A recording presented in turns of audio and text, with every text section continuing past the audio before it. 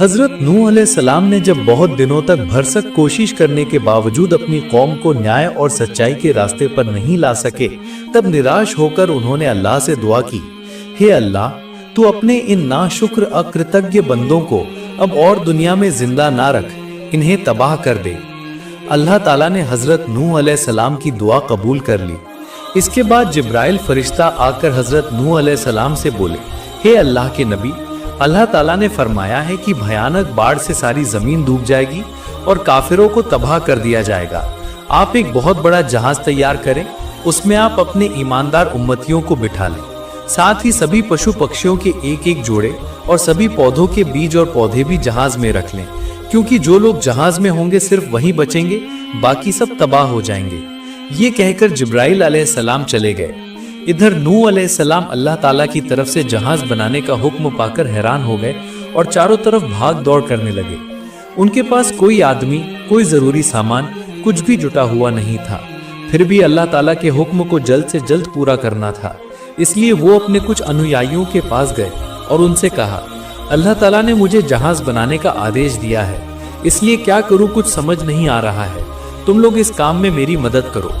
नूह अलैहिस्सलाम की बात सुनकर उनके अनुयायियों ने कहा, हे अल्लाह के नबी, हम हर तरह के काम में आपकी मदद करेंगे, बताएं अब हमें क्या करना होगा। हजरत नूह अलैहिस्सलाम ने कहा, तो चलो मेरे साथ। इसके बाद वो सब नबी की बात मानकर चलने लगे। फिर हजरत नूह अलैहिस्सलाम अपने लगाए हुए पेड़ के पास जाकर जो देखा उसे वो दंग रह गए, क्योंकि उन्होंने देखा कि मात्र कुछ ही सालों में जो छोटी सी टहनी उन्होंने लगाई थी वो एक विशाल पेड़ बन गया है। पेड़ 600 गज लंबा और 400 गज चौड़ा होकर लोगों के देखने की चीज बन गया था और बहुत दूर दूर से लोग आकर पेड़ को देख रहे थे। हजरत नूह अलैहिस्सलाम के भक्तों में एक व्यक्ति था जिसमें असाधारण शक्ति थी। उसका नाम आहूम था। वो एक साथ सैकड़ों लोगों से लड़ने से नहीं डरता था। हजरत नूह अलैहिस्सलाम जब पेड़ काटने के लिए वहां पहुंचे तब आहूम भी उनके साथ था। पेड़ काटते समय इलाके के बहुत सारे लोग आकर पेड़ काटने में रुकावट डालने लगे और बोले, ये पेड़ हमारे देखने की चीज है, आप इसे काट नहीं सकते। तब हजरत नूह अलैहिस्सलाम ने कहा, पेड़ काटने के लिए मुझे अल्लाह ताला ने हुक्म दिया है, इसलिए मुझे ये पेड़ काटना ही पड़ेगा। उसी समय कुछ लड़के आए और हजरत नूह अलैहिस्सलाम के हाथ से औजार छीन लिए। आहूम ने यह दृश्य देखकर उन लड़कों को पटक कर मार डाला और अपने हाथ में औजार पकड़कर थोड़ी देर में पेड़ काट डाला। ये हाल देखकर स्थानीय लोगों में से किसी ने भी और रुकावट डालने की हिम्मत नहीं की और वे सब वहां से भाग गए। इसके बाद हजरत नूह अलैहिस्सलाम ने कुछ ही दिनों में पेड़ काटकर तख्ते निकाले और छोटी छोटी शाखाओं को काटकर कीलें तैयार की। फिर नबी ने अपनी पूरी जिंदगी की हिदायत का फल सिर्फ 40 उम्मतियों के साथ जहाज बनाने का काम शुरू किया। 1000 गज लंबा और 400 गज चौड़ा एक विशाल जहाज बनाने की योजना लेकर काम शुरू किया। नबी अपने उम्मतियों के साथ दिन रात काम करते थे। इस काम में अल्लाह ताला फरिश्तों द्वारा मदद कर रहे थे, ताकि जो काम रोजाना सैकड़ों लोगों के लिए करना संभव नहीं था वो उन्होंने पूरा कर लिया। 40 दिन काम करने के बाद देखा गया कि जहाज का काम लगभग खत्म हो गया है, लेकिन कुछ तख्तों की कमी पड़ गई है। तब हजरत नूह अलैहिस्सलाम ने अल्लाह के दरबार में अर्ज किया, हे अल्लाह, जहाज का काम पूरा करने के लिए और कुछ लकड़ी की जरूरत है, वो उसे जल्द ही दूर कर दें। उसी समय हजरत जिब्राइल अलैहिस्सलाम वहां हाजिर हुए और हजरत नूह अलैहिस्सलाम से बोले, हे अल्लाह के नबी, अल्लाह ताला ने फरमाया है कि नील नदी के तल में कुछ पेड़ हैं, उन्हें निकालकर उनके द्वारा अधूरे तख्तों का काम पूरा करें। हजरत नूह अलैहिस्सलाम जिब्राइल की बात सुनकर एक और समस्या के सामने आ गए, क्योंकि उन्होंने सोचा कि नदी के तल से वो पेड़ कैसे इकट्ठा करेंगे। इसके बाद नूह अपने उम्मतियों को लेकर सलाह करने बैठे। उम्मतियों में से एक व्यक्ति ने कहा, उज बिन अनक हमारे देश में है, वो हमेशा समुद्र से आसानी से मछली पकड़कर खाता है, इसलिए उसे कुछ खाना देने पर वो आसानी से लकड़ियां निकालकर देने को राजी हो जाएगा। उम्मत के मुंह से ऐसी बात सुनकर हजरत नूह अलैहिस्सलाम अपने कुछ उम्मतियों को लेकर उज की ओर निकल पड़े। उज बिन अनक हजरत आदम अलैहिस्सलाम का एक अद्वितीय पोता था। वो बहुत लंबा और अत्यधिक शक्तिशाली था। उसकी लंबाई 3000 गज थी और उसका शरीर भी उसी अनुपात में सामान्य था। भोजन की कमी उसके जीवन का मुख्य संकट था, इसलिए वह नदियों और समुद्रों में उतरकर मछली पकड़कर खाता था। ऐसा कहा जाता है कि वह मछली पकड़कर सूरज की गर्मी में सुखाता था और फिर उसे खा लेता था। बुद्धि के मामले में वो बहुत सीधा साधा था। उज बिन अनक एक बार में 6 महीने सोता था और 6 महीने घूम फिरकर खाना इकट्ठा करने में व्यस्त रहता था। वो कई नबियों के दौर तक जीवित रहा। इसके बाद हजरत नूह अलैहिस्सलाम अपने उम्मतियों के साथ उज के पास गए और उससे कहा, हे उज, नील नदी के तल में कुछ पेड़ हैं, अगर तुम उन्हें हमें लाकर दे दो तो तुम्हें पर्याप्त मात्रा में भोजन दिया जाएगा। भोजन की बात सुनकर उज बहुत खुश हुआ। वो तुरंत नबी की बात पर राजी हो गया और नील नदी की ओर निकल पड़ा। कुछ ही देर में उसने नील नदी के रूप में बहुत सारे पेड़ निकाल लिए और नबी के पास आकर बोला, ये लीजिए आपके पेड़, अब आप मुझे भोजन दें। तब हजरत नूह अलैहिस्सलाम ने उसे 3 रोटियां दी। इस पर उज गुस्सा होकर बोला, तुमने मुझे पर्याप्त भोजन देने का वादा किया था और अब सिर्फ 3 रोटियां देकर मेरे साथ मजाक कर रहे हो। मैं अभी इन पेड़ों को नदी में फेंक दूंगा। उज की बात सुनकर हजरत नूह अलैहिस्सलाम ने कहा, उज, तुम जल्दबाजी मत करो, तुम बिस्मिल्लाह कहकर रोटियां खाना शुरू करो और एक एक करके खाते रहो। अगर उससे भी तुम्हारी भूख शांत ना हो तो तुम ये पेड़ नदी में फेंक देना। उज ने नबी की बात मानी और बिस्मिल्लाह कहकर रोटी खाना शुरू कर दिया। तब उसने देखा कि हर एक रोटी का आकार बहुत बड़ा हो गया है और रोटी खत्म होने का नाम नहीं ले रही है। उसने लगातार 1200 रोटियां खा डाली और हंसते हुए बोला, हे नबी, आपने मुझे बहुत दिनों बाद पेट भरकर खिलाया, इसके लिए आपका बहुत बहुत धन्यवाद। अगर भविष्य में किसी और काम के लिए मेरी जरूरत पड़े तो ऐसे ही भोजन का इंतजाम करना, मैं खुशी खुशी आपका काम कर दूंगा। उसने देखा कि उसकी पहली की 3 रोटियां बिल्कुल सही सलामत रखी हैं। तब उसने हजरत नूह अलैहिस्सलाम से कहा, ये 3 रोटियां मैं अपने साथ ले जाऊंगा। हजरत नूह अलैहिस्सलाम ने कहा, हाँ, वे तुम्हारी ही रोटियां हैं, तुम इन्हें ले जाओ, लेकिन याद रखना ये रोटी तुम्हारे लिए कई दिनों तक चलेगी। तब उज खुश होकर रोटियां लेकर वहां से चला गया। इसके बाद हजरत नूह अलैहिस्सलाम उज द्वारा निकाले गए पेड़ों को अपने साथियों से उठवाकर जहाज बनाने की जगह पर वापस आए और तुरंत तख्ते बनाकर जहाज का अधूरा काम शुरू कर दिया। 1 सप्ताह के अंदर ही उन्होंने जहाज का सारा काम पूरा कर लिया। इधर देश के हजारों लोग जहाज बनने की खबर सुनकर रोजाना देखने आते थे और मजाक में हंसते हुए कहते थे, इस नबी का रेगिस्तान के बीच में जहाज बनाना एक मजाक से ज्यादा और क्या हो सकता है। ये कहकर फिर वे वहां से चले जाते थे। जहाज निर्माण का काम खत्म होने के बाद हजरत नूह अलैहिस्सलाम अल्लाह ताला के अगले हुक्म का इंतजार करने लगे। इस तरह कई दिन गुजर गए। अचानक एक दिन देखा गया कि रात के अंधेरे में किसी ने जहाज के अंदर शौच और पेशाब करके उसे बर्बाद कर दिया है। हजरत नूह अलैहिस्सलाम को यह समझने में देर नहीं लगी कि ये किसका काम है। वो कमजोर थे, उनके लिए इनसे मुकाबला करना संभव नहीं था, इसलिए उन्होंने अल्लाह ताला के दरबार में शिकायत कर दी। दूसरी तरफ विधर्मियों ने आपस में बात की कि वे रोजाना नाव में मलमूत्र करते रहेंगे, इसलिए वे खुशी मनाते हुए नाव में मलमूत्र करना शुरू कर दिए। दिन ब दिन उनकी संख्या बढ़ती गई। अब सिर्फ रात में ही नहीं बल्कि दिन के समय भी झुंड के झुंड लोग आकर नाव में मलमूत्र करके जाने लगे। लगातार 15 दिन तक ऐसे ही चलने के बाद देखा गया कि शौच और पेशाब से जहाज लगभग भर गया है। हजरत नूह अलैहिस्सलाम कभी कभी आकर दूर से ये दृश्य देखते और बिलक बिलक कर रोते। फिर एक दिन एक अंधा व्यक्ति जहाज में शौच करने के दौरान फिसल गया और जहाज के अंदर जमा मल मूत्र में पूरी तरह से डूब गया। फिर जब वो वहां से ऊपर आया तो उसने देखा कि उसकी आंखों की रोशनी वापस आ गई है। उसका चेहरा और सौंदर्य पूरी तरह से बदल गया है। ऐसी घटना देखकर वो तेजी से वहां से भागकर अपने कबीले के लोगों के पास पहुंचा, लेकिन कबीले के लोगों को पहले उस पर यकीन नहीं हुआ। तब उन्होंने पूछा, आप कौन हैं और कहां से आए हैं? तब उस व्यक्ति ने कहा, मैं वही अंधा व्यक्ति हूं। मैं नूह अलैहिस्सलाम के जहाज में शौच करने गया था कि पैर फिसलने से अचानक मल के अंदर गिर गया। जब मैं उस मल से बाहर निकला तो मैंने देखा कि मेरा शरीर पूरी तरह से बदल गया है। उसके मुंह से ऐसी बात सुनकर तरह तरह की जांच पड़ताल करने के बाद उन्हें यकीन हो गया कि ये वही अंधा व्यक्ति है। इसके बाद घटना की सच्चाई जानने के लिए लोगों का एक समूह रात में एक अंधे व्यक्ति को लेकर गया और उसे जहाज के उस मल में फेंक दिया।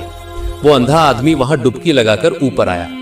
तुरंत ही उसकी आंखों की रोशनी वापस आ गई। वो अंधा व्यक्ति दुनिया की हर चीज साफ साफ देख पा रहा था। लगातार 2 अंधे व्यक्तियों की आंखों की रोशनी वापस आ गई। अब देश में एक जबरदस्त हलचल मच गई। अब कोई भी वहां शौच करने के लिए नहीं जाता था। अब वहां पर अंधे लोगों का आना जाना शुरू हो गया। जो भी उस जहाज में डुबकी लगाकर आता उसकी आंखों की रोशनी वापस आ जाती थी। हर रोज सैकड़ों अंधे व्यक्ति ठीक होने के बाद अपाहिज, लंगड़े और इस तरह की बीमारियों से ग्रस्त लोग भी जहाज के मलमूत्र में डुबकी लगाने लगे। अल्लाह की महिमा से वो भी ठीक हो गए। इसके बाद अन्य बीमारियों से ग्रस्त लोगों का आना जाना शुरू हो गया। वे भी पल भर में ठीक होने लगे। तब देश विदेश से लोगों की भीड़ आने लगी। वे सिर्फ मलमूत्र में डुबकी लगाकर ही नहीं लौटते थे, बल्कि बर्तन भरकर मलमूत्र ले जाने लगे। एक सप्ताह के अंदर ही जहाज के अंदर का सारा मलमूत्र खत्म हो गया। इसके बाद जो लोग देश विदेश से आए, उन्होंने जहाज को धो धोकर पानी लेना शुरू कर दिया। आखिर में धोने और पोंछ कर ले जाने के लिए जबरदस्त प्रतिस्पर्धा और छीना झपटी शुरू हो गई। 15 दिन गुजरने के बाद जब जहाज पूरी तरह से साफ हो गया, तब अल्लाह ताला ने हजरत नूह अलैहिस्सलाम को हुक्म दिया कि तुम अपने सच्चे उम्मतियों और दुनिया के सभी पशु पक्षियों के एक एक जोड़े को जहाज पर चढ़ा लो। हजरत नूह अलैहिस्सलाम का अल्लाह का हुक्म सुनकर बहुत परेशान हुए, क्योंकि दुनिया के अलग अलग हिस्सों में अलग अलग तरह के जानवर रहते हैं। इसलिए उन्हें लगा कि इतनी कम समय में वो पूरी दुनिया घूमकर इन सबको इकट्ठा कैसे करेंगे। ये उनके लिए बहुत मुश्किल काम था। तभी हजरत जिब्राइल अलैहिस्सलाम नबी के पास आए और बोले, आप इस बारे में बिल्कुल भी चिंता ना करें, अल्लाह ताला इस काम में आपकी मदद करेंगे। ये सुनकर नबी को तसल्ली हुई। नबी को यह भी बताया गया कि आप देर ना करें और जल्द से जल्द इस काम को पूरा करें, क्योंकि कुछ दिनों बाद एक महाप्रलय आ रहा है जिसमें पूरी दुनिया डूब जाएगी। इसके बाद नबी अल्लाह ताला के हुक्म से अलग अलग जगहों की यात्रा पर निकल पड़े और सभी जगहों से जितने संभव हो सके उतने जानवर और पेड़ पौधे इकट्ठा करने लगे। उन्होंने अपने रिश्तेदारों को भी इस बड़े खतरे की चेतावनी दी और जहाज में आकर रहने के लिए कहा, लेकिन उनके रिश्तेदारों ने उनकी बात को ज्यादा अहमियत नहीं दी, इसलिए वो वहां से चले गए। इस बीच देखा गया कि जंगल और झाड़ियों से विभिन्न प्रजातियों के जानवर बिना किसी डर के जहाज के पास आकर जमा हो गए हैं। हजरत नूह अलैहिस्सलाम जहाज के पास आए और जानवरों को उनकी तय जगह पर चढ़ा लिया। इनमें हजरत नूह अलैहिस्सलाम के रिश्तेदारों की संख्या बहुत कम थी। यहाँ तक कि हजरत नूह अलैहिस्सलाम का बेटा कनान भी जहाज पर चढ़ने को राजी नहीं हुआ। हजरत नूह अलैहिस्सलाम ने उसे बार बार कहा। आखिर में हजरत नूह अलैहिस्सलाम ने गुस्से में आकर बेटे से कहा, ओ शैतान, जहाज पर चढ़ जा। ये बात कहते ही इब्लीस यानी शैतान सबकी नजरों से छिपकर उछलकर जहाज पर चढ़ गया, लेकिन कनान फिर भी नहीं चढ़ा। तब वो लाचार होकर अल्लाह के दरबार में अर्ज करने लगे, हे अल्लाह, तूने एक बार मुझसे कहा था कि तू मेरे घर वालों को तबाही से बचाएगा, उसी बात पर मेरे बेटे कनान की हिफाजत फरमा। अल्लाह ताला ने इसके जवाब में कहा, तुम अल्लाह के नबी हो और कनान काफिर है, इसलिए वो तुम्हारे घर वालों में शामिल होने के लायक नहीं है, उसकी बात छोड़ दो। उसी समय तेज और भयंकर आंधी तूफान शुरू हो गया। देखते ही देखते जमीन पर बहुत सारा पानी जमा हो गया। दोपहर होते होते सूखे रेगिस्तान के ऊपर से पानी का तेज बहाव बहने लगा और हजरत नूह का जहाज पानी के ऊपर तैरने लगा। तब कुछ लोग पानी के ऊपर से जहाज के करीब आने की कोशिश कर रहे थे। नूह अलैहिस्सलाम ने जब अपने अनुयायियों को नाव पर चढ़ने का हुक्म दिया, तब लोगों से भरी सूखी रेगिस्तानी जमीन पर तेजी से पानी के बहने की घटना उन्होंने किसी कहानी में भी नहीं सुनी थी। इसलिए हजरत नूह अलैहिस्सलाम के जहाज को लेकर देश के जाने माने लोगों से लेकर आम आदमी तक सब मजाक उड़ाते थे। लेकिन जब उन्होंने असलियत देखी तब उन्हें अक्ल आई। तब उन्हें अल्लाह के नबी पर और उनकी बातों पर यकीन हुआ। जब रेगिस्तान पूरी तरह से पानी में डूब गया तो नूह अलैहिस्सलाम का बेटा कन्हान एक ऊंचे पहाड़ पर जाकर पनाह यानी शरण लेने लगा। जब वो पहाड़ भी डूब गया और पानी और ऊपर चढ़ गया, तब उसने अल्लाह के नाम का तस्बीह करना शुरू कर दिया, लेकिन जालिम तूफान से वो बच नहीं पाया। हवा का एक जबरदस्त झोंका आया और उसे पहाड़ के ऊपर जोर से दे मारा, जिससे उसका सिर और शरीर की सारी हड्डियां चूर चूर हो गईं। उसकी लाश पानी पर एक अनजाने हुक्म की तरफ बहने लगी। हजरत नूह अलैहिस्सलाम अपने साथी संगियों और जानवरों को लेकर जहाज में महफूज थे। जहाज अपनी रफ्तार से कहां जा रहा था उन्हें इसकी कोई खबर नहीं थी। जहाज ज्यादातर समय बैतुल्लाह काबा के चारों ओर घूमकर तवाफ कर रहा था। अल्लाह पाक रब्बुल आलमीन ने इस खास शिक्षा से भरे तूफान और सैलाब के बीच जहाज को सही सलामत और महफूज रखा। यात्रियों को इस बारे में कुछ भी पता नहीं चल पाया। इसी तरह जहाज में उनके दिन कटते रहे। बहुत दिनों तक इब्लीस छिपा रहा। एक दिन उसके दिमाग में एक तरकीब आई कि वो सूअर के पास जाकर उसकी नाक पर हाथ फेरकर गुदगुदी करने लगा। सूअर ने जोर से छींक मारी। उसी वक्त उसकी नाक के बीच से चूहे बाहर निकल आए। चूहे भागदौड़ करके जहाज के निचले हिस्से में जाकर लकड़ी काटने लगे। इब्लीस की मंशा थी कि अगर चूहे जहाज में छेद कर दें तो जहाज में पानी भर जाएगा और वो डूब जाएगा। उधर कबूतरों के एक जोड़े ने चूहों के इस काम को देख लिया। इसके बाद उन्होंने तुरंत हजरत नूह अलैहिस्सलाम के पास जाकर कहा, हे अल्लाह के नबी, हमने अभी देखा है कि चूहों ने जहाज के निचले हिस्से को काट कर तबाह कर दिया है। आप अभी कोई इंतजाम करें, नहीं तो ये जहाज बर्बाद हो जाएगा। तब हजरत नूह अलैहिस्सलाम जानवरों के इलाके में आए और पूछा, चूहे कहाँ से आए? ये सवाल सुनकर सूअर ने जवाब दिया, हाँ नूह अलैहिस्सलाम, इब्लीस आकर मेरी नाक में गुदगुदी कर रहा था तो मैंने जोर से छींक मारी। उसी के साथ मेरी नाक से चूहे के कुछ बच्चे बाहर निकल आए। इब्लीस ने दुनिया में रहते हुए चूहे के कुछ छोटे बच्चे मेरी नाक के अंदर दबा कर रखे थे। वे चूहे शायद मेरी नाक से बाहर निकल आए। हजरत नूह अलैहिस्सलाम इब्लीस की बात सुनकर हैरान हो गए। उन्होंने कहा, इब्लीस मेरी इजाजत के बिना जहाज में कैसे चढ़ा? तब हजरत नूह अलैहिस्सलाम ने इब्लीस को बुलवाया। इब्लीस उनके सामने हाजिर हुआ। उन्होंने उससे पूछा, हे इब्लीस, तुम मेरी इजाजत के बिना मेरे जहाज में कैसे चढ़े? तब इब्लीस बोला, हे अल्लाह के नबी, मैं आपके हुक्म के बिना जहाज में नहीं चढ़ा। जब आप अपने बेटे कन्हान को आखिरी बार जहाज पर चढ़ने के लिए कह रहे थे तब उसे गाली के लहजे में कह रहे थे, चढ़ शैतान चढ़। तब मैंने आपकी उस बात को अपने लिए हुक्म मानकर जहाज पर चढ़ गया। इसलिए आप मुझे किसी भी तरह से गैर कानूनी घुसपैठिया नहीं कह सकते। हजरत नूह अलैहिस्सलाम इब्लीस की ये बात सुनकर बिल्कुल चुप हो गए। इसके बाद नूह अलैहिस्सलाम जहाज की हिफाजत के बारे में सोचने लगे। फिर वो शेर के पास गए और उसके शरीर पर हाथ फेरा और उसी के साथ उसके शरीर से बिल्ली पैदा हो गई। इसके बाद उन्होंने बिल्ली को हुक्म दिया, हे बिल्ली, चूहों को मेरे पास पकड़ कर लाओ। हजरत नूह अलैहिस्सलाम के हुक्म पर बिल्ली ने चूहों को पकड़ा और नूह अलैहिस्सलाम के सामने हाजिर कर दिया। चूहे नूह अलैहिस्सलाम के सामने हाजिर होकर गिड़गिड़ाने लगे और मिन्नत करते हुए बोले, हे अल्लाह के नबी, हमने इब्लीस को जहाज का एक अहम शख्स समझा था। उसने हमें जहाज काटने का हुक्म दिया था। उसके हुक्म पर ही हमने जहाज काटना शुरू किया। अब हमें अपनी गलती महसूस हो गई है, इसलिए आप हमारी गलती के लिए हमें माफ कर दें और अल्लाह के दरबार में हमारे लिए माफी की दुआ करें। हजरत नूह अलैहिस्सलाम चूहों की बात सुनकर समझ गए कि चूहों का कोई कसूर नहीं है, सारी गलती इब्लीस की थी, इसलिए उन्होंने उन्हें माफ कर दिया। इधर लगातार 40 दिनों तक आसमान से बेरोक टोक बारिश होती रही और जमीन से पानी फूटकर निकलता रहा। जब पूरी दुनिया पानी की अथाह गहराई में डूब गई, तब सिर्फ हजरत नूह अलैहिस्सलाम का जहाज एक छोटे से जलकुंभी की तरह ऊपर तैर रहा था। उस अंतहीन जलराशि के बीच और किसी चीज का कोई वजूद नहीं था। हजरत नूह अलैहिस्सलाम का जहाज लगातार 6 महीने 8 दिन तक पानी पर तैरता रहा। उसके बाद अल्लाह ताला ने आसमान से बारिश बंद करने को कहा और जमीन को पानी निगलने को कहा।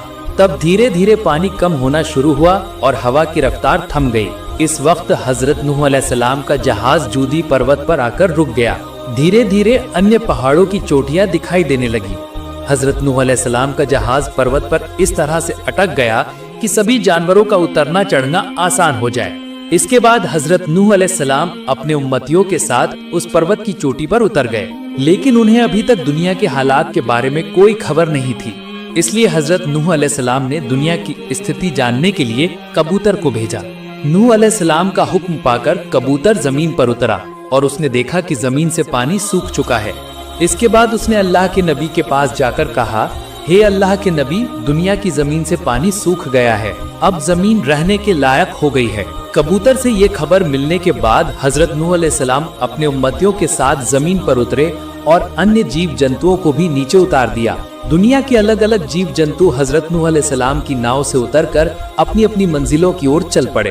अल्लाह के नबी के उम्मती दुनिया की जमीन पर चारों तरफ देखने लगे। उन्होंने देखा कि जमीन पर कहीं भी किसी चीज का कोई निशान तक नहीं है, हर जगह साफ हो चुकी है। तभी इब्लीस हजरत नूह अलैहिस्सलाम के पास आया और बोला, हे नबी, आपने मेरा बहुत बड़ा भला किया है और मेरी जान बचाई है, इसलिए आप मुझे बताएं कि मैं आपकी क्या खिदमत कर सकता हूँ। हजरत नूह अलैहिस्सलाम ने कहा, हे इब्लीस शैतान, तुम मेरे सामने से चले जाओ, मुझे तुम्हारी किसी खिदमत की जरूरत नहीं है। अल्लाह के नबी की ये बात सुनकर इब्लीस फिर बोला, हे अल्लाह के नबी, मैं आपका कोई नुकसान नहीं करना चाहता। चूंकि आपने मेरा एक फायदा किया है, इसलिए मैं भी आपका एक फायदा करना चाहता हूँ। तब हजरत नूह अलैहिस्सलाम ने इब्लीस से कहा, अच्छा, जब तुमने दुनिया के किसी इंसान को नहीं बख्शा तो तुम मेरा क्या नुकसान कर सकते हो, बता सकते हो? शैतान बोला, नबी, मैंने कभी भी आपका कोई नुकसान नहीं किया। लेकिन एक बार रात के वक्त आप ऊंट पक्षी का गोश्त खाकर अच्छी तरह से खा पीकर सो गए थे।